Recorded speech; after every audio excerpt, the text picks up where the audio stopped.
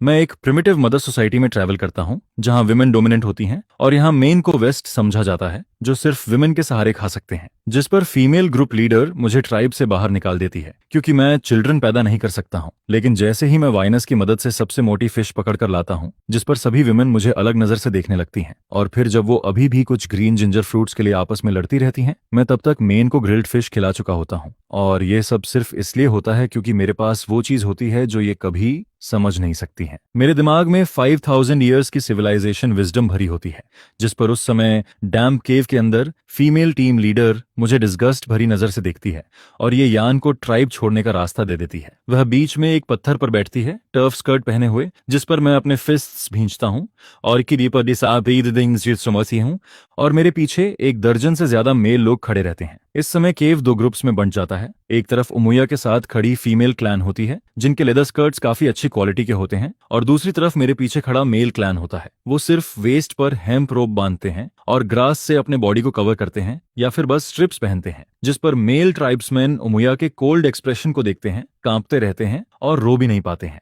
हर बार जब वो हंटिंग करते हैं वो प्री को हिट नहीं कर पाते, जिस पर उन्हें यूजलेस कहा जाता है कि तुम लोग कुछ नहीं जानते, तुम प्रैक्टिस भी नहीं कर सकते, तुम चिल्ड्रन भी पैदा नहीं कर सकते हो। और कुछ लोग जो रोज प्रैक्टिस करते हैं उन्हें भी ब्लेम किया जाता है कि वो ट्राइब के खाने में डिले कर रहे हैं। अगर तुम फूड भी नहीं ला सकते तो तुम्हारा कोई यूज नहीं है, निकल जाओ। उमुया की टोन ठंडी होती है और बाकी फीमेल क्लैंसमैन जो पॉरेज बना रही होती हैं वो भी कोल्ड तरीके से बिहेव करती हैं, जैसे उन्हें इससे भी ज्यादा नफरत हो। यह देखकर मेरी आंखें हल्की सी चमकती हैं क्योंकि मैं इस बैकवर्ड प्रिमिटिव एरा में ट्रैवल करके आया हूँ। इस दुनिया में विमेन ही सब कुछ होती हैं और मैट्रिनल सिस्टम बहुत ही स्ट्रांग होता है। लेकिन क्योंकि मैं एक ट्रेवर्सर हूँ, मुझे इस सिस्टम की कमियां और डेंजरस अच्छे से पता होते हैं। यहाँ कोई टेक्नोलॉजी नहीं है, कोई वेपन्स नहीं है, सब कुछ बैकवर्ड होता है। लाइफ ऐसी होती है कि 3 दिन भूखे रहो और 9 बार खाना सोचो। लोग ट्री बार्क, जिंजर फ्रूट और बीस्ट मीट खाकर सरवाइव करते हैं। गाइज, अगर आप क्रिकेट फॉलो करते हो तो मेरे पास आपके लिए एक ग्रेट न्यूज है। इंडियन प्रीमियर लीग 2026 स्टार्ट हो गया है। मैं सारे मैचेस इस ऐप के थ्रू फॉलो करूंगा। इसमें सब कुछ एक ही जगह मिलता है, latest match schedule, live matches का कवरेज और अपनी स्पोर्ट्स नॉलेज से अर्न करने का मौका। एंड आईपीएल के स्टार्ट के लिए इस टीम ने कुछ अमेजिंग गिफ्ट्स प्रिपेयर किए हैं। पूरा टूर्नामेंट के दौरान कैश प्राइजेस और एप्पल टेक के गिवअवेज होंगे, एक परफेक्ट चांस अपना फोन अपग्रेड करने का। और यही नहीं, आईपीएल के दौरान सभी नए प्लेयर्स को उनके पहले 4 डिपॉजिट्स पर बोनस मिलेगा। पहली बार ऐसा हो रहा है और अभी आप मैक्सिमम 70,000 तक का बोनस ले सकते हैं। प्रोमो कोड मांगा 400 के साथ। डिस्क्रिप्शन में दिए गए लिंक को फॉलो करो, वेबसाइट पर अपडेट्स चेक करते रहो और अपना गेमिंग बैंक अभी से रेडी करो।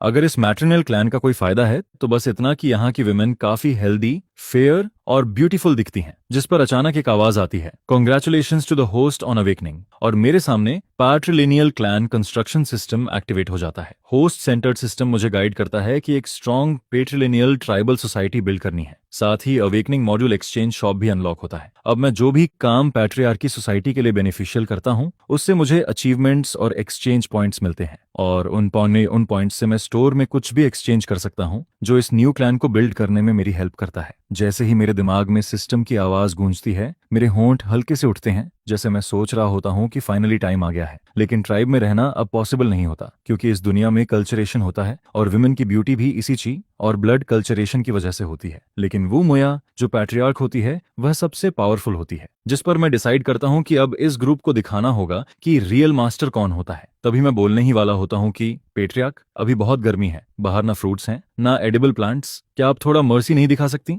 ये यन को मत निकालिए, थोड़ा वेट कर लेते हैं। तभी मैं वूमोया से आर्ग्यू करने ही वाला होता हूँ कि फीमेल क्लैन में से एक लड़की सामने आती है जो मेरी ही उम्र की होती है, लगभग 18 साल की। उसका शरीर कमजोर होता है लेकिन वह काफी लाइवली और ब्यूटीफुल दिखती है। उसकी वाटरी आईज में हल्की सी नमी होती है। वह वो मुया से कहती है कि नहीं, उसे पनिश मत कीजिए। यह वही लड़की होती है जो बचपन से मेरे साथ बड़ी हुई है और बाकी विमेन की तरह मुझे मंकी नहीं समझती बल्कि एक बड़े भाई की तरह रिस्पेक्ट करती है। जिस पर मैं उसे रोकते हुए कहता हूँ, बस बहुत हो गया वो मुया, तुम्हें सिर्फ मुझे निकालना है तो इस छोटी लड़की को बीच में मत लाओ। मैं खुद ही ट्राइब छोड़ देता हूँ और इन सभी मेन को साथ लेकर एक नया ट्राइब बनाऊंगा। और मैं तुम्हें बता देता हूँ, मैं ऐसा ट्राइब बनाऊंगा जो तुम्हारे विमेन रूल्ड ट्राइब से 1000 गुना बेहतर होगा। मेरी आंखें चमकती हैं और मेरी आवाज सुनकर वो मोया पहले थोड़ी शॉक्ड होती है, फिर अचानक हंसने लगती है। उसका शरीर हल्का सा हिलता है लेकिन उसकी स्माइल ठंडी होती है, जैसे उसे कोई बड़ा जोक सुनाई दिया हो। वह मुझे देखती है जैसे मैं कोई मजाक हूँ। जिस पर कुछ फीमेल लोग गुस्से में मुझे इंसल्ट करती हैं कि एक आदमी होकर टीम लीडर से ऐसे बात करने की हिम्मत कैसे हुई, और कुछ हंसते हुए कहती हैं कि यह आदमी ना हाउस बनाना जानता है, न चिल्ड्रन संभालना और ना ही कुछ आता है, फिर भी ये कह रहा है कि यह उनसे 1000 गुना बेहतर ट्राइब बनाएगा। जिस पर वो कहती हैं,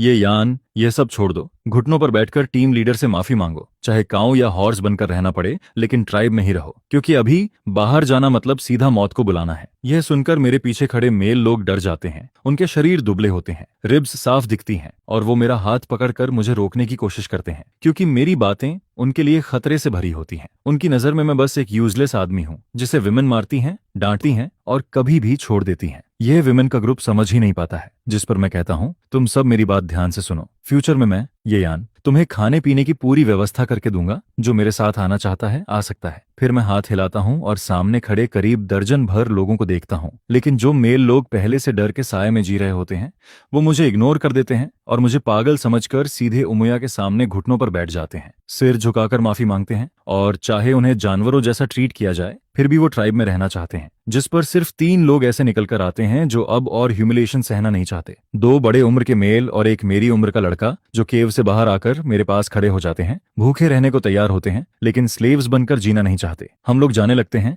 वो मेरे वर्ड्स पर पूरी तरह बिलीव नहीं करते, लेकिन उमुया के रशलेस बिहेवियर की वजह से अलग होने का फैसला कर लेते हैं। बाकी जो नील किए हुए लोग होते हैं, वो हमें डर और शौक भरी नजर से देखते हैं, जैसे हमने खुद अपनी मौत चुन ली हो। इसके बाद मैं बिना रुके सीधे केव से बाहर निकल जाता हूँ, और थोड़ी ही देर में पीछे से फुटस्टेप्स की आवाज आती है, जिस पर मैं मुड़कर देखता हूं तो एबन्यो होता है। वो कुछ नहीं बोलता, लेकिन उसकी आंखों में इमोशंस भरे होते हैं, और वो मेरा हाथ पकड़कर मुझे लिसाई जियांगुओ देता है। मैं उन थोड़े से जियांगुओ को देखता हूं जो उसने शायद छुपा कर रखे थे, क्योंकि मैट्रिलिनियल सोसाइटी में इन्हें ज्यादा वैल्यू नहीं मिलती। ये देखकर मैं कुछ देर के लिए इमोशनल हो जाता हूँ, समझ नहीं आता क्या बोलूं। जिस पर एबनी उदास चेहरे से कहता है, ये यान, तुम अभी इसे रख लो, मैं बाद में और जियांगुओ लेकर आऊंगा। मैं उसके सिर पर हाथ रखता हूं और कॉन्फिडेंट स्माइल देता हूं। कहता हूं, टेंशन मत लो, मैं जरूर वापस आऊंगा। यह सुनकर उसके चेहरे पर सैडनेस आ जाती है, जैसे वो रोने वाला हो। वह कहता है, ये यनगे, तुम जरूर कर पाओगे। फिर वह अपने आंसू पोंछता है, खुद को संभालता है और गुड बाय कहकर चला जाता है। मैं उसकी पीठ को देखता हूं और हल्की सी स्माइल देता हूं, क्योंकि एबनी मुझ पर इतना ट्रस्ट करता है। उससे आप तमाए तो मैं उसे डिसअपॉइंट नहीं कर सकता। फिर मैं आगे देखता हूं और सामने का सीन देखकर अचानक शॉक हो जाता हूं। यहाँ तो कुछ भी बैरन नहीं है। ट्राइब के बाहर तो रिसोर्सेज की भरमार होती है। जमीन के नीचे जैसे गोल्ड छुपा हो, सामने बड़ी बड़ी फिश ग्रुप्स में तैर रही होती हैं। ट्रीज पर ह्यूज फ्रूट्स लटके होते हैं, और ये सब वो चीजें हैं जो फीमेल क्लैन हासिल नहीं कर पाती, लेकिन मैं इन्हें आसानी से ले सकता हूँ। जिस पर पीछे से आवाज आती है, क्या हम सच में मरने जा रहे हैं या किसी और ट्राइब में जाएंगे? लेकिन हर जगह हमें मंकी कहा जाता है, विमेन से कंपेयर करने लायक भी नहीं समझा जाता। फिर भी हम वापस जाकर उमुया के स्लेव नहीं बनना चाहते, क्योंकि हम भी मैन हैं। मैं इस समय रिवर के पास खड़ा होता हूँ और सोचता हूँ कि अब मैं फिश किंग बनूंगा। रिवर शॉल होती है और फिश उसमें फ्रीली स्विम करती हैं, क्योंकि मैट्रिनेल क्लैन की टेक्नोलॉजी बहुत बैकवर्ड होती है। वो फिश को कैच नहीं कर पाते, इसलिए ये फिश बिना किसी फियर के बड़ी और हेल्दी हो जाती हैं, और उनका मीट भी काफी टेस्टी होता है। अगर कोई एक फिश भी पकड़ ले तो नियर बाई ट्राइब्स उसे ट्रेड करके 3 मेल तक ले सकते हैं। जिस पर मैं डिसाइड करता हूँ कि अब मैं कुछ बड़ी फिश पकड़कर हमारी फूड प्रॉब्लम सॉल्व करूंगा। तभी उमुहा मेरे पास आता है और पूछता है, ये यान, तुम क्या कर रहे हो? किस ट्राइब में ज्वाइन करने का सोच रहे हो? मैं उसे देखता हूँ, वह भी मेरी तरह सेम हालत में होता है, लेकिन उसकी आईज स्ट्रांग होती हैं और हमारा रिलेशन भी अच्छा होता है। मैं कहता हूँ, उमुहा, आओ मेरी हेल्प करो, मैं इस रिवर से फिश पकड़कर खाने वाला हूँ।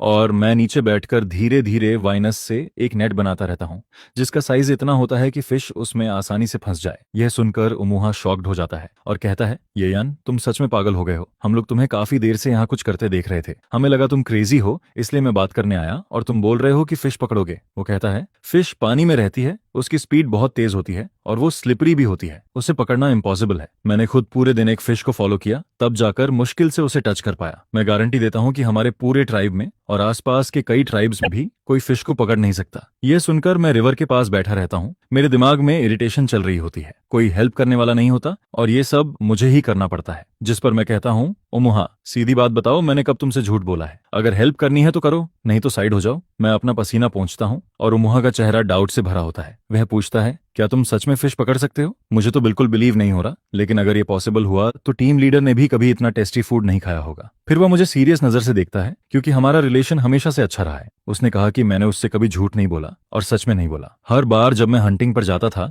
मैं बताता था कि कहाँ जियांगो और वाइल्ड वेजिटेबल्स मिलेंगे, और सच में वहां मिलते थे। जिस पर वो जितना सोचता है उतना ही कंफ्यूज्ड होता जाता है, और फिर आखिर में वह भी डिसाइड करके मेरे पास आकर बैठ जाता है। वो कहता है फिश हो या ना हो, मेन बात यह है कि हम बड़ी हैं। इस बार तेरी हेल्प कर देता हूँ, बाकी जो होगा देखा जाएगा। जिस पर मैं कुछ नहीं बोलता, एक तरफ तेंग वैन को फिक्स करता हूँ और दूसरी तरफ तेजी से काम करता रहता हूँ। आसमान धीरे धीरे येलो होने लगता है, टाइम कम होता जा रहा है और मुहा की हेल्प से काम की स्पीड भी बढ़ जाती है। थोड़ी दूर खड़े बाकी मेल लोग हमें देखते रहते हैं और कहते हैं कि ये यान सच में पागल हो गया है, ये क्या कर रहा है, ये तेंग वैन को ऐसे क्यों जोड़ रहा है, इसका कोई मतलब नहीं है। वो सोचते हैं कि मैं बस ट्राइब से निकाले जाने की बात एक्सेप्ट नहीं कर पा रहा, लेकिन उन्हें नहीं पता कि इस समय मेरा माइंड और क्लियर होता जा रहा है और मैं अंदर से बेटर फील कर रहा हूं। आखिरकार मेरे सामने एक बड़ा सा स्क्वायर नेट बनकर तैयार हो जाता है, जो 2 लोगों जितना ऊंचा और चौड़ा होता है।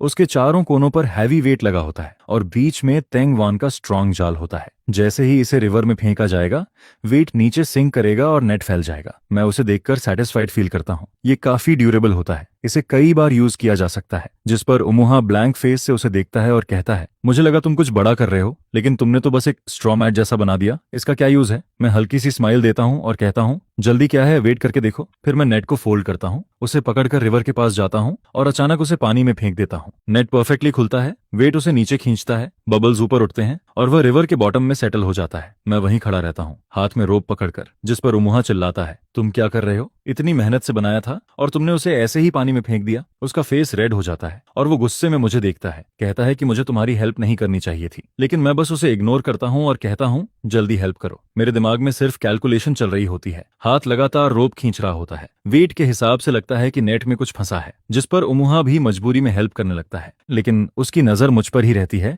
जैसे मौका मिलते ही मुझे डांटेगा। हम दोनों मिलकर नेट को खींचते हैं और आखिरकार उसे बाहर निकाल लेते हैं। मैं आगे बढ़कर देखता हूँ और जैसा मैंने सोचा था वैसा ही होता है। कई फिश नेट में फंसी होती हैं, आपस में उलझी हुई। मैं नेट के सामने बैठता हूँ, एक गहरी सांस लेता हूँ और जैसे ही नेट खोलता हूँ, एक बड़ी फिश मेरे चेहरे पर उछलकर लगती है। मैं नीचे गिर जाता हूँ, फेस से पत्ते हटाता हूँ और आंख खोलकर देखता हूँ, वहां 4 बड़ी फिश और 8 छोटी फिश होती हैं। बड़ी वाली फोरआर्म जितनी लंबी और बाउल जितनी मोटी होती हैं और छोटी वाली पाम जितनी। सबकी बॉडी चमक रही होती है, व्हाइट बेली और ब्लैक बैक के साथ, और ये खाने के लिए परफेक्ट होती हैं। मेरे होंठ ऊपर उठते हैं और उसी समय सिस्टम की आवाज आती है, कंग्रेचुलेशंस टू द होस्ट, आपने पहली बार क्लैन के लिए कंट्रीब्यूशन किया है। अचीवमेंट अनलॉक होता है और मुझे कंट्रीब्यूशन पॉइंट्स मिलते हैं, जिस पर मैं खड़ा होता हूँ और हल्की सी स्माइल देता हूँ, परफेक्ट स्टार्ट। तभी पीछे से उमुहा की आवाज आती है। वह शॉक्ड होकर नेट में उछलती फिश को देख रहा होता है और पूछता है, ये क्या है। मैं कैजुअली कहता हूँ, फिश, जिस पर वो कंफ्यूज होकर कहता है, फिश तो पानी में होती है, ये बाहर कैसे आई। मैं कहता हूँ, क्योंकि मैंने इसे पकड़ा है। वो और कंफ्यूज्ड हो जाता है, पूछता है कैसे पकड़ा, जिस पर मैं नेट की तरफ इशारा करता हूँ और कहता हूँ, इसे फिश नेट कहते हैं। वो और भी ब्लैंक हो जाता है, कहता है, तुमने इस स्ट्रॉ मैट से फिश पकड़ ली। मैं कुछ नहीं बोलता, बस नेट से एक बड़ी फिश उठाकर उसकी तरफ फेंक देता हूँ ताकि वो खुद फील करे। वो फिश को पकड़ता है, उसे अपनी आर्म्स में होल्ड करता है और शौक में उसे देखता रहता है, जैसे उसे समझ ही नहीं आ रहा कि ये रियलिटी है या इमेजिनेशन।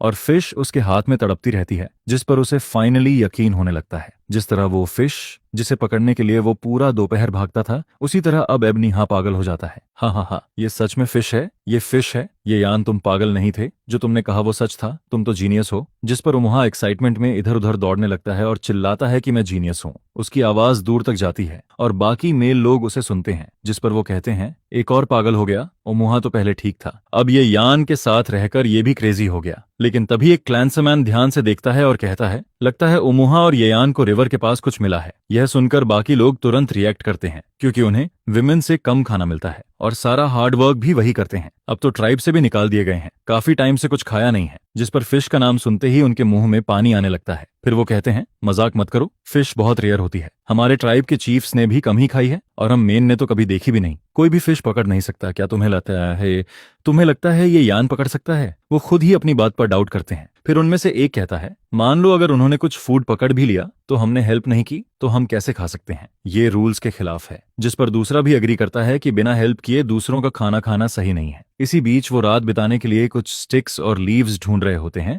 तभी दूर से एक फिगर आता दिखता है, जिसके हाथ में वाइन से बंधी हुई चीज होती है। जिस पर वो ध्यान से देखते हैं और शॉक हो जाते हैं, क्योंकि उसमें फिश लटकी होती है और वो अभी भी जिंदा तड़प रही होती है। दोनों के मुंह से पानी आने लगता है और वो सोचते हैं, क्या ये यान ने सच में फिश पकड़ ली, और वो भी कई सारी। तभी उमुहा उनके पास आता है और डार्क स्माइल के साथ कहता है, ये यान ने ये फिश भेजी है तुम दोनों के लिए। फिर वो कहता है, लेकिन ये फ्री नहीं है, अगर ये फिश चाहिए तो तुम्हें ये यान को बॉस मानना होगा और उसका फॉलो करना होगा, क्योंकि वो उमुया से भी ज्यादा स्ट्रॉन्ग ट्राइब बनाना चाहता है। रात के माहौल में उमुहा उनके सामने खड़ा होता है और फिश को हिलाकर दिखाता है। दोनों उसकी तरफ देखते रह जाते हैं, उनकी आंखें वाइड हो जाती हैं और उनका स्टमक जोर से आवाज करता है। मुंह से पानी गिरने लगता है क्योंकि ये सच में फिश होती है। जिस पर वो शौक में पूछते हैं, ये रिवर से निकाली है, ये कैसे पॉसिबल है? एबनी कहता है, हाँ ये यान ने खुद पकड़ी है, टेंशन मत लो। फिर वो हंसते हुए कहता है, ये फिश इतनी वैल्यूएबल है कि छोटी फिश भी 3 मेन के बराबर होती है, और ये तो बड़ी फिश है, लेकिन कंडीशन वही है, ये यान को लीडर मानना होगा। उमुहा दोनों फिश को उनके सामने हिलाता है, जिस पर दोनों की आंखें चमकती हैं, लेकिन उमू खुद को कंट्रोल करता है और कहता है, हम ये फिश नहीं ले सकते, हमें यकीन नहीं है ये सेफ है या नहीं, कहीं ये पॉइजनस ना हो। ये सुनकर इबोनी थोड़ा रुकता है क्योंकि उसने भी ऐसा पहले कभी नहीं देखा होता और उसे भी डाउट होने लगता है। जिस पर उमुहा उन्हें लेकर मेरे पास आता है और उस समय मैं दूसरा नेट डाल चुका होता हूँ और धीरे धीरे उसे खींच रहा होता हूँ। जैसे ही मैं नेट खोलता हूँ, उसमें फिर से फिश भरी होती हैं, 3 बड़ी और 6 छोटी फिश,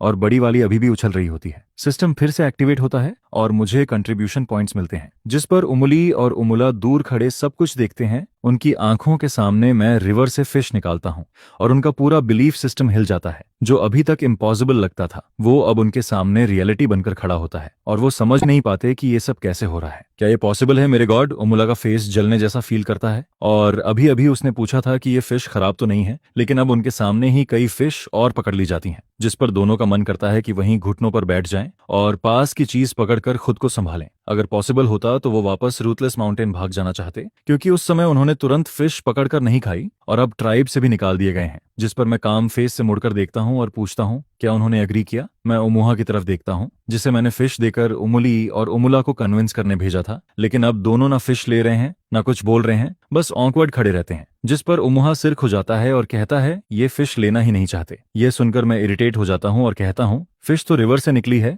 इसमें अच्छा बुरा क्या है? इतनी सिंपल चीज भी समझ नहीं आती। अभी मैंने यहीं पकड़ी है, फ्रेश है, फिर प्रॉब्लम क्या है? अगर छोटी लग रही है तो मत लो, जाओ जिंजर फ्रूट खा लो। मैं उन्हें इग्नोर कर देता हूँ, जिस पर अचानक दोनों के चेहरे बदल जाते हैं और वो रिस्पेक्ट से कहते हैं, ये यान नहीं, टीम लीडर ये यान, अब से आप ही हमारे लीडर हो, हम आपकी हर बात मानेंगे।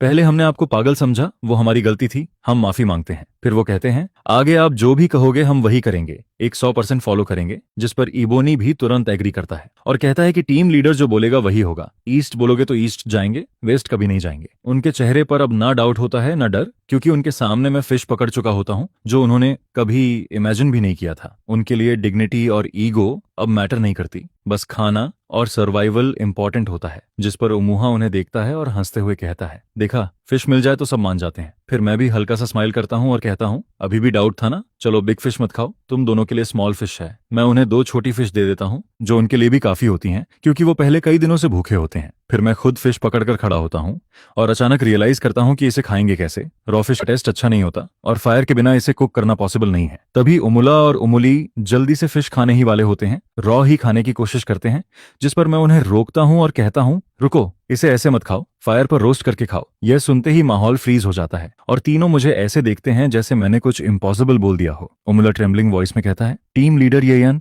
हमने कहा था कि हम आपकी हर बात मानेंगे, लेकिन डिवाइन फायर बनाना पॉसिबल नहीं है। वो एक दूसरे को देखते हैं और डर जाते हैं, क्योंकि उनके लिए फायर गॉड्स का पावर होता है, जो कभी कभी स्काई से आता है और ट्रीज को जलाता है। कई ट्राइब्स डिस्ट्रॉय हो चुके होते हैं इससे। जिस पर वो कहते हैं, हम फायर को कंट्रोल नहीं कर सकते, ये डेंजरस है, इसे छेड़ना सही नहीं है। मैं उन्हें मने देखता हूँ और थोड़ा अनकंफर्टेबल फील करता हूँ, क्योंकि उनके लिए ये सब नया है। फिर मैं सोचता हूँ, फायर बनाना इतना भी मुश्किल नहीं है, बस सही टूल चाहिए। तभी सिस्टम मेरे माइंड में एक्टिवेट होता है और मुझे एक आइटम सजेस्ट करता है जो स्मॉल फ्लेम जनरेट कर सकता है, विंड प्रूफ भी है और आसानी से फायर क्रिएट कर सकता है। मैं तुरंत डिसाइड करता हूँ और एक्सचेंज पॉइंट्स यूज करता हूँ और अगले ही मोमेंट मेरे हाथ में एक छोटा सा ब्लैक बॉक्स आ जाता है, जो बाहर से स्टोन जैसा लगता है। मैं उसे हाथ में पकड़कर चेक करता हूँ, वो सॉलिड होता है और मुझे समझ आता है कि अब फायर बनाना पॉसिबल है। जिस पर युमुहा मुझे देखता है और कहता है, टीम लीडर येयान, ऐसी बातें मत करो, डिवाइन फायर डेंजरस होती है, इसे छेड़ना सही नहीं है। हम बस फिश खा लेते हैं, नहीं तो बाद में ये भी खराब हो जाएगी। एंग्री एबनुहा जलन के साथ बिना किसी बिटरनेस के परसुएट करता है,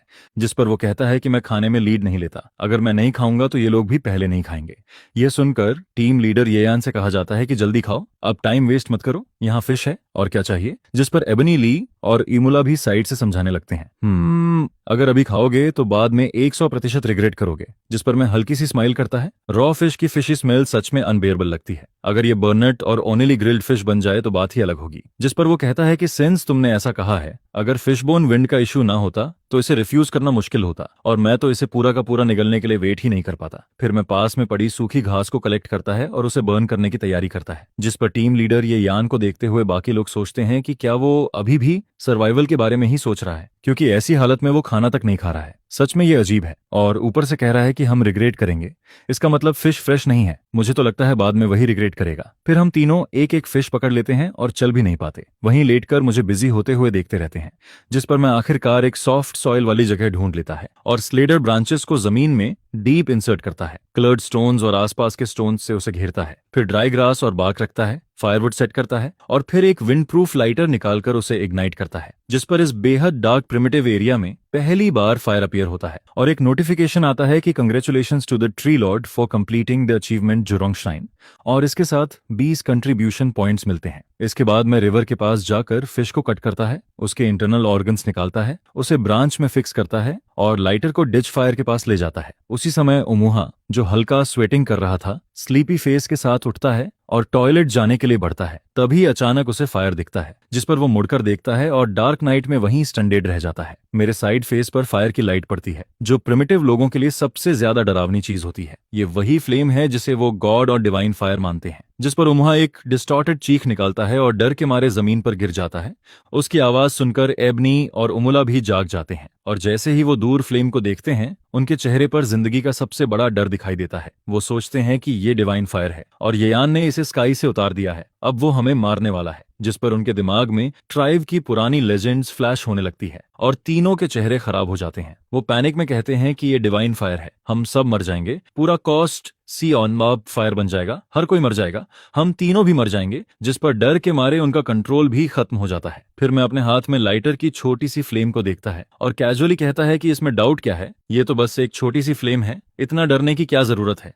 फिर मैं लाइटर को ऑन कर देता हूँ और कहता हूँ कि अब डरने की जरूरत नहीं है, डिवाइन फायर खत्म हो गया है। लेकिन तीनों मेरी बात इग्नोर कर देते हैं। जिस पर वो कहते हैं कि ये यान मजाक मत करो, डिवाइन फायर सोल्जर्स ग्रास और ट्रीज के साथ फैलते रहेंगे, सब लोग सी ऑफ फायर में मर जाएंगे, एंडलेस टॉर्चर झेलते हुए मरेंगे। कितने ट्राइब्स और कितने लोग इस कर्स की वजह से मर चुके हैं और तुम कहते हो डिवाइन फायर खत्म हो गया है, ये कौन मानेगा। जिस पर डर्टी मोली दर्द में रोने लगता है। डर्टी मोला और डर्टी मुहा भी फियर में कंट्रोल खो देते हैं। फिर मैं कहता हूं कि पीछे मुड़कर देखो, डिवाइन फायर सच में गायब हो चुका है। जिस पर मुल्ली डरते हुए भी धीरे से पीछे देखता है। वहां सिर्फ पिच ब्लैक डार्कनेस होती है, ना कोई फायर होता है और ना ही कोई चीखें सुनाई देती हैं। जिस पर वो स्क्वाट पोजीशन में ही कंफ्यूज्ड हो जाता है और बोलता है कि डिवाइन फायर सच में गायब हो गया है, क्या ये सच है। जिस पर डर्टी मुला और मुहा भी ट्रेमलिंग के साथ पीछे देखते हैं और पाते हैं कि वहां कोई हेल जैसा सीन नहीं है, बस डार्क ट्रेसेस ही हैं। फिर तीनों जमीन पर गिर जाते हैं और हैवी ब्रीदिंग करते हैं, जैसे उन्हें सेकंड लाइफ मिल गई हो। वो सोचते हैं कि क्या ये सब इल्यूजन था। जिस पर मैं उन्हें देखता है और फिर से लाइटर जलाता है और फ्लेम फिर से उनके सामने अपीयर हो जाता है। जिस पर वो थोड़ी देर काम होते हैं, लेकिन इंस्टेंटली उनका हार्ट बीट बढ़ जाता है और वो शॉक में कहते हैं कि अभी तो डिवाइन फायर गायब हो गया था,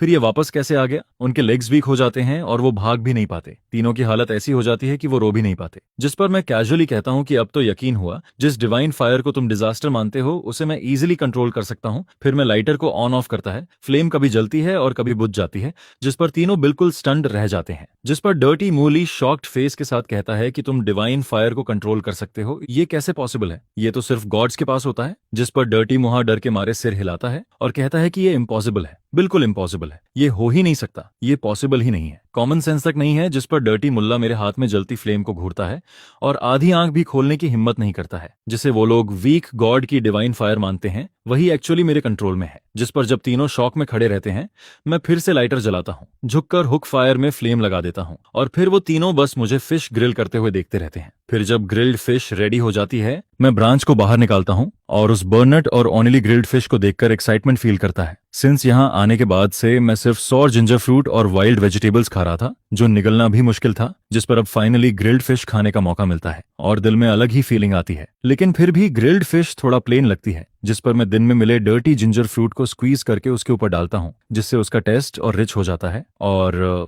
फिर मैं बड़े मजे से उसे खाने लगता हूँ। जिस पर साइड में खड़े तीनों प्रिमिटिव लोग उसकी फ्रेग्रेंस सूंघते हैं और बिल्कुल स्टंडेड रह जाते हैं। वो सोचते हैं कि ये क्या कर रहा है, हमारी वीक डिवाइन फायर का यूज करके फिश को रोस्ट कर रहा है, और ये कैसी स्मेल आ रही है। जिस पर एबनी उमुला मेरी हाथ की फिश को देखता है, उसकी आंखें सीधी हो जाती हैं और वो पूछता है कि ये क्या है, इतनी अच्छी स्मेल क्यों आ रही है। टीम लीडर यान, तुम क्या खा रहे हो? एबोनी भी केयरफुली पूछता है, लेकिन उसकी अटेंशन पूरी तरह उस फ्रेग्रेंस पर चली जाती है जो अभी के डिवाइन फायर के डर से भी ज्यादा स्ट्रांग है। जिस पर मैं फिश चबाते हुए कैजुअली बोलता हूँ, और उमुला अचानक रियलाइज करता है, ट्रेम्बलिंग फिंगर से ग्रिल्ड फिश की तरफ इशारा करता है और कहता है, टीम लीडर, क्या आपने डिवाइन फायर सिर्फ फिश को टेस्टी बनाने के लिए जलाया? जिस पर मैं सिर हिलाता हूं और तीनों फिर से शॉक्ड हो जाते हैं। सिर्फ टेस्ट के लिए डिवाइन फायर का यूज किया गया है। जिस पर वो मेरी तरफ देखते हैं और उनके एक्सप्रेशन में ऑन और फियर दोनों आ जाता है। जिस पर उन्हें महसूस होता है कि इस फिश में ना स्केल्स हैं, ना बैड स्मेल, ना इंटरनल ऑर्गन्स, सिर्फ सॉफ्ट फिश मीट है, और मुहा तो ग्रीड में पूरी तरह फंस जाता है। फिर कैजुअली कहता हूं कि अगर तुम लोग नहीं खाते तो मुझे ब्लेम मत करना, और मैं अपने मुंह से एक फिश बोन निकालता हूं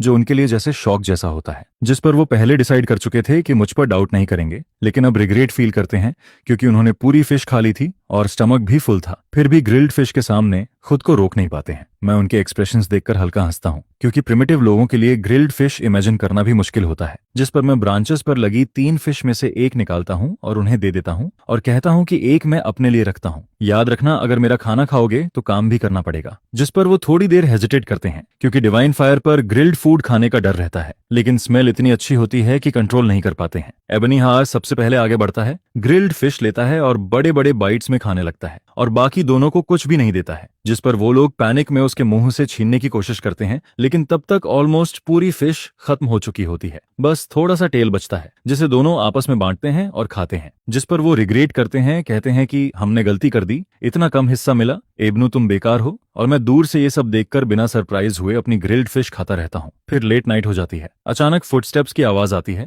जिस पर एक लड़की की आवाज सुनाई देती है, ये यान, मैं तुम्हारे लिए खाना लाई हूँ। मैंने best saw ginger fruit collect किया है, तुमने शायद पूरा दिन कुछ नहीं खाया होगा। जिस पर वो पास आकर बैठती है, उसकी आवाज सॉफ्ट होती है, वो एबन्यू होती है, उसकी आंखों में थोड़ी थकान दिखती है। वो कहती है कि बाकी सब सो रहे हैं, टीम लीडर ने उसे बाहर आने से मना किया था, इसलिए वो छुपकर रात में आई है। जिस पर वो कहती है कि तुमने पूरा दिन कुछ नहीं खाया, जरूर भूख लगी होगी।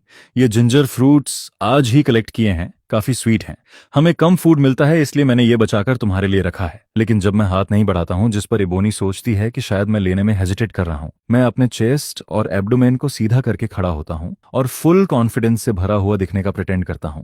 जिस पर मैं कहता हूं कि आज मैंने बहुत सारे जिंजर फ्रूट पिक किए हैं और काफी खा भी लिया है। ये बहुत प्रेशियस फूड है, अगर नहीं खाओगे तो फ्रेश नहीं रहेगा। ये बोलते हुए मैं उसके एक्सप्रेशन को देखता हूं, जो देखकर समझ आता है कि वो चोरी करने नहीं आई है। जिस पर मैं वापस जिंजर फ्रूट उसकी तरफ स्प्रैंकल कर देता हूं और कहता हूं कि मैं नहीं खाता, तुम सब खा लो। जिस पर इबोनी बिना रुके सब एक साथ खा जाती है और फिर कहती है, ब्रदर यान, तुम बचपन से ही वीक रहे हो और आज तो तुम्हें ट्राइब से बाहर भी कर दिया गया है। तुमने पूरा दोपहर कुछ नहीं खाया होगा। ये जिंजर फ्रूट्स इतने अच्छे हैं, अब मैं उस तरह की पुअर बोन्स को और नहीं देख सकती। यह सुनकर मैं थोड़ा सोचता हूँ और कहता हूँ कि पता नहीं हम इसे डाउन देखते हैं या नहीं, लेकिन हमारे टीम लीडर यान तो इसे और भी ज्यादा डिस्टैंड करते हैं। जिस पर इबोनी थोड़ी एंग्री हो जाती है और कहती है, ये कैसी नॉनसेंस बात कर रहे हो तुम लोग? तुम मेन लोग तो कोई काम ठीक से कर ही नहीं सकते। इतना अच्छा जिंजर फ्रूट जिसे हम विमेन लोग रेयरली खा पाते हैं, और तुम कहते हो कि हम इसे डाउन देखते हैं। 100 लोग भी इसे नहीं खा सकते, और मैं तो नहीं चाहती कि ब्रदर यान इसे खाए। बस अपनी स्वॉलन फेस दिखाकर प्रिटेंड कर रहे हो। यह सुनकर मैं हल्का सा हंसता हूँ और कहता हूँ,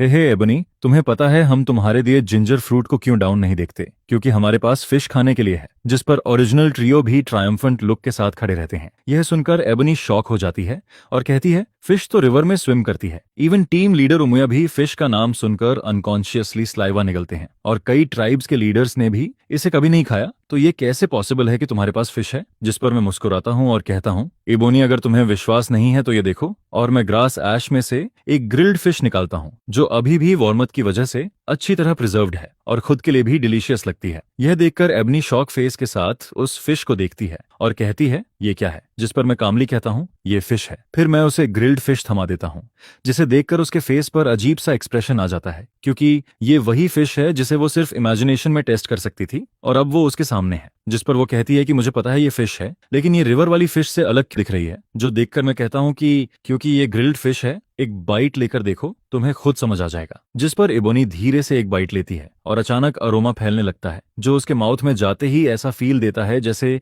एक नई दुनिया का डोर खुल रहा हो। और फिर वो एक के बाद एक बाइट लेती जाती है और कुछ ही बाइट्स में खत्म कर देती है, जो इतना डिलीशियस लगता है कि उसकी आइज गोल्डन चमकने लगती हैं। जिस पर वो थोड़ा शर्माते हुए सोचती है कि उसे लगा था वो खाना नहीं खा पाएगी, लेकिन उसने ग्रिल्ड फिश खा लिया, फिर भी जिंजर फ्रूट लेकर आई। यह सोचकर उसका मन करता है कि जमीन में कहीं छिप जाए। फिर मैं पूछता हूँ वो मेन जो दुनिया में पीछे रह गए थे उनका क्या हुआ, और झूली के बारे में भी पूछता हूँ। जिस पर वो बताती है कि अगर ट्राइब में वापस जाना है और उमुया से फैक्ट्री वापस लेनी है तो पहले इन्फॉर्मेशन लेनी पड़ेगी, क्योंकि अब ट्राइब में फूड शॉर्टेज है। और फूड बचाने के लिए टीम लीडर उमुया ने उन मेन को एक रिमोट जगह पर भेज दिया है जहां डोजन लोग हैं, लेकिन फूड सिर्फ कुछ के लिए ही है और उन्हें कलेक्शन का टास्क भी करना पड़ता है, जिससे सिचुएशन और भी टफ हो जाती है। यह सुनकर मैं सिर हिलाता हूं, क्योंकि पहले ही जिंजर फ्रूट और वाइल्ड वेजिटेबल्स से लाइफ मेंटेन करना हार्ड था और अब फूड और कम हो गया है, जिससे फ्रीजिंग डेथ का खतरा भी बढ़ रहा है। लेकिन फिर मैं सोचता हूं कि यही सही मौका है उन्हें अपने साथ लेने का। इसके बाद मैं इबोनी से कहता हूं कि अभी भी देर नहीं हुई है,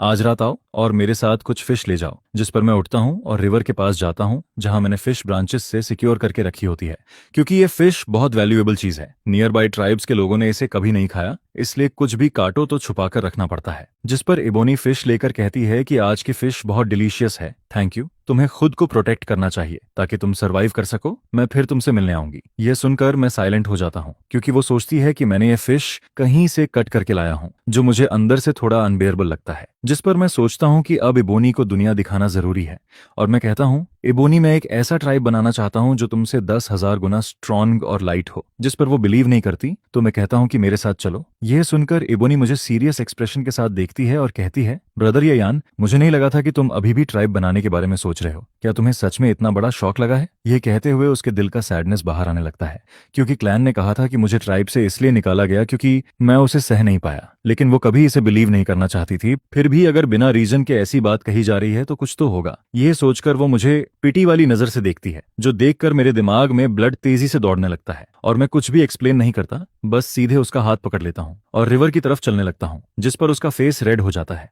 और वो मजबूरी में मेरे साथ चलती रहती है। जैसे ही मैं रिवर के पास फिश किंग को उठाता हूँ, वो लाइवली फिश उसके सामने आ जाती है, जिस पर बाकी सब लोग बिल्कुल डम्फॉन्डेड हो जाते हैं और पूछते हैं ये क्या है। ट्री की बड़ी फिश, छोटी फिश सब जंप करती हुई दिखती है, जिस पर एबनी वहीं पर स्टनड खड़ा रह जाता है। उसके फेस पर डिसेबिलिटी साफ दिख रहा होता है। ब्रदर यान, तुमने ये फिश पिक की है? एबनी धीरे से पूछता है। जिस पर मैं कहता हूँ क्या पिक की? ये मैंने कैच की है इस फिश किंग के साथ। जिस पर मैं कैजुअली कुछ फिश नेट से निकालता हूँ, उन्हें कॉपर बॉल से स्क्यूअर्ड करता हूँ और उसे दे देता हूँ। जिस पर वो कहता है तुमने ये फिश कैच की? मुझे सच में कॉन्फिडेंस नहीं हो रहा। जिस पर मैं कहता हूँ फिश अपने पास रखना, याद रखना किसी और को पता नहीं चलना चाहिए, और आगे से मुझे डाउन मत समझना, सुना तुमने?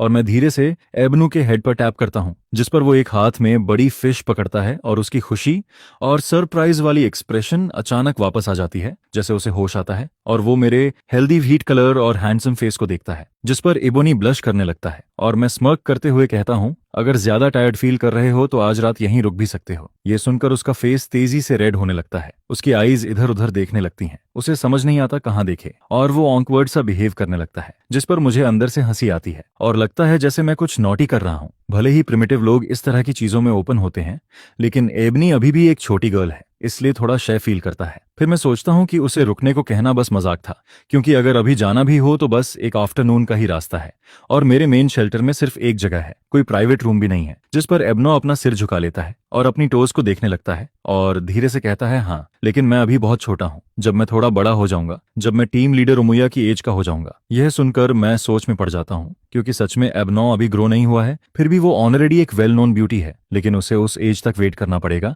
जिस पर वो खुद अपनी बात से ऑकवर्ड फील करने लगता है और उसकी बातों में कुछ अजीब मीनिंग आने लगता है। तभी अचानक मुझे होश आता है और तब तक एबन जा चुका होता है। जिस पर मैं दूर आसमान की तरफ देखता हूँ, जैसे खो गया हूँ। फिर तुरंत ओरिजिनल ट्रायो को हाउस बनाने का ऑर्डर देता हूँ, क्योंकि अब मुझसे वेट नहीं होता, बिल्कुल भी वेट नहीं होता, और मैं जल्दी से चेस शॉप में जाकर सो जाता हूँ। अगले दिन ट्राइब के साउथ वेस्ट में फ्रीजिंग स्नो के बीच येलो फेस वाले मैन चुप रहते हैं, एक वर्ड बोलने की भी ताकत नहीं होती, और वहां का एनवायरनमेंट डार्क, डैम्प और कोल्ड होता है। जो लोग कल मेरे साथ नहीं आए थे, वही लोग अब डेड स्किन और टायर्ड फेस के साथ खड़े रहते हैं, जिस पर उन्हें कलेक्शन टास्क भी करना पड़ता है और उनका फूड भी हाफ कर दिया गया है। जिस पर उनमें से एक आदमी जो क्रॉस लेग्ड प्रैक्टिस कर रहा होता है, वो पेन में आवाज निकालता है एबनी एबनी वो पागल हो गया है। यह सुनकर बाकी लोग उसे हिलाने की कोशिश करते हैं, जिस पर वो आदमी अचानक आइज खोलता है। उसकी आइज ब्लड शॉट होती हैं। वो तेज सांस लेता है, स्वेट से भीगा हुआ होता है और ऑलमोस्ट मर ही जाता है। यह देखकर एबनू डर जाता है, क्योंकि अगर वो न्यू गॉड में वापस चेंज नहीं करता तो वो भी बाकी कल्टीवेटर्स की तरह मर जाता।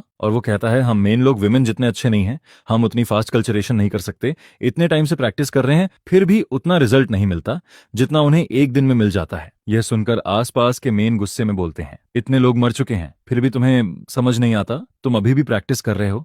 जिस पर एबोनी हल्की हंसी के साथ कहता है, अगर प्रैक्टिस नहीं करेंगे तो क्या डेथ का वेट करेंगे? ऐसे ही जीते रहेंगे तो एंड फिक्स है। इससे बेहतर है फाइट करते हुए मरें। जिस पर वो सबको देखता है, क्योंकि वो सबसे बड़ा और रिस्पॉन्सिबल है। भले ही उसकी कल्चरेशन स्पीड विमेन से कम है, लेकिन मेन में सबसे फास्ट है। और अगर वो स्ट्रांग नहीं बनेगा तो फूड कैसे लाएगा और उन ब्रदर्स का सामना कैसे करेगा जो उसे लीडर मानते हैं? वो काफी टाइम से प्रैक्टिस कर रहा है, फिर भी फर्स्ट रियलम में ही है।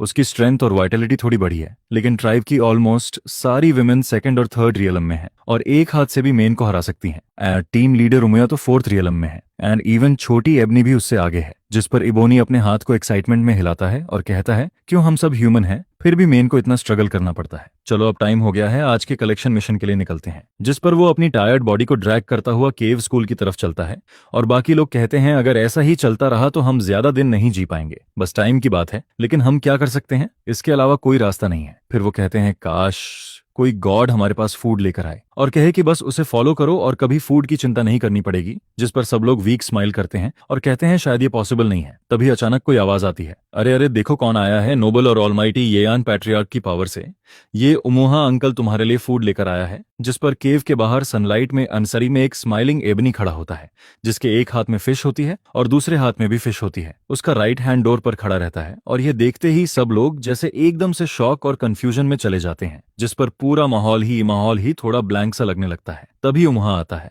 और सबकी नजर अचानक से इबोनी पर टिक जाती है, जिसका फेस चमक रहा है और बॉडी भी काफी स्ट्रांग और वेल बिल्ट लगती है, जिसे देखकर सबके चेहरे पर डिसबिलीव और डाउट साफ दिखाई देता है। जिस पर सब पूछते हैं, उमुहा तुम और एबनॉय तो उमुला छोड़कर गए थे ना, क्या तुम्हें ट्राइब से निकाल दिया गया था? फिर तुम इतने अच्छे कैसे दिख रहे हो? क्या तुम्हें कोई अच्छा ट्राइब मिल गया? यह सुनकर सब लोग उसके आसपास इकट्ठा हो जाते हैं, जिनके चेहरों पर जेलसी और क्यूरियोसिटी दोनों साफ झल रही होती है और उनके दिमाग में सिर्फ एक ही बात चल रही होती है कि उमुहा को कोई अच्छा ट्राइब मिल गया है। जिस पर उमुहा थोड़ा एटीट्यूड में कहता है, हम सिर्फ अच्छा ट्राइब नहीं बल्कि दुनिया का बेस्ट ट्राइब एंड ट्राइब है। और यह बोलते हुए वो प्राउडली मुस्कुराता है और फिर आगे कहता है, और वो ट्राइब तुम्हें भी एक्सेप्ट करने को रेडी है, मैं यहाँ उसी के लिए आया हूँ। यह सुनकर सबकी आंखें चमकने लगती हैं और वे एक्साइटेड होकर पूछते हैं, सच में ऐसा भी कोई ट्राइब है जो हमें एक्सेप्ट करेगा? उमुहा तुम मजाक तो नहीं कर रहे? जो तुम बोल रहे हो वो सच है ना? जिसके जवाब में उमुहा कामली कहता है, डोंट वरी, बिल्कुल रेडी हैं। टीम लीडर पहले ही तुम्हारी सिचुएशन समझ चुका है, तो तुम लोग बस रिलैक्स रहो और खुश रहो। और ये कहते हुए एबनी हल्का सा हंसता है। इसके बाद वह बताता है कि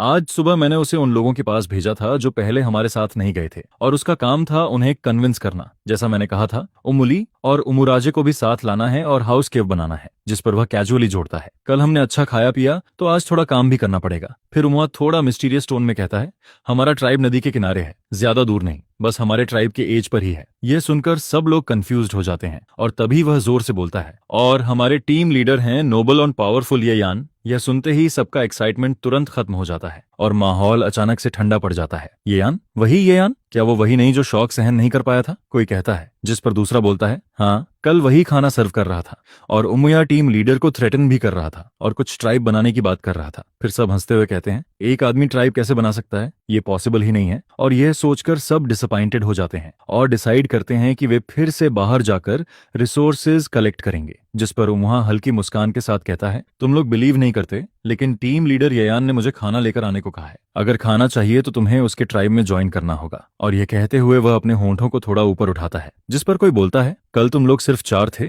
4 लोग क्या ही कर लेंगे? अगर तुम जिंजर फ्रूट और वाइल्ड वेजिटेबल्स भी लाओ तो भी कुछ खास नहीं होगा। यह सुनकर सब एक दूसरे को देखते रहते हैं। तभी अचानक उमुहा कहता है, रुको, ये देखो, ये फिश है। और यह बोलते हुए वह अपने हाथ में पकड़ी हुई चीज दिखाता है, जिसकी लंबाई उसके दोनों फोरआर्म्स जितनी होती है, जिसे देखकर सब हैरान रह जाते हैं, क्योंकि बचपन में उन्होंने सिर्फ छोटी सी फ्राई देखी थी जो मुश्किल से उंगली जितनी होती थी, लेकिन उसका टेस्ट सबसे बेस्ट था जो उन्होंने कभी खाया था। ऐसे में इतनी बड़ी फिश देखकर सबके दिमाग में डिसबिलीफ छा जाता है। कोई कहता है, ये कैसे पॉसिबल है? क्या टीम लीडर ने सच में ये खाया होगा? जिस पर कुछ लोग कहते हैं, उमुहा ये यान के साथ फिश पकड़ने गया था, ये मजाक है क्या? और सब उसी डायरेक्शन में देखते रहते हैं जहां उमुहा इशारा कर रहा होता है। उमुहा के हाथ में वो बड़ी फिश अभी भी लटकी रहती है, जिसकी बॉडी रूट्स और वाइनस में फंसी हुई होती है, और उसका साइज देखकर सब कंप्लीटली शॉक्ड हो जाते हैं। ये सच में फिश है? ये कैसी फिश है? वे हैरानी से कहते हैं। कई दिनों से प्रॉपरली कुछ न खाने वाले लोग बस उन दो बड़ी फिशेस को घूरते रहते हैं और उनके गले में पानी अपने आप भरने लगता है। सच में ये फिश है? एबनियो सच में फिश पकड़ सकता है? ये कैसे पॉसिबल है? सब हैरानी से सांस लेते हुए कहते हैं, ये खाना है, ये सच में खाना है। कुछ आदमी एक्साइटेड होकर कहते हैं, और उनकी आंखों में हंगर साफ दिखती है, जिस पर वे अचानक से तेजी से आगे बढ़ते हैं, जैसे भेड़िए अपने शिकार पर टूट पड़ते हैं और सीधा उन बड़ी फिशेस की तरफ दौड़ लगाते हैं।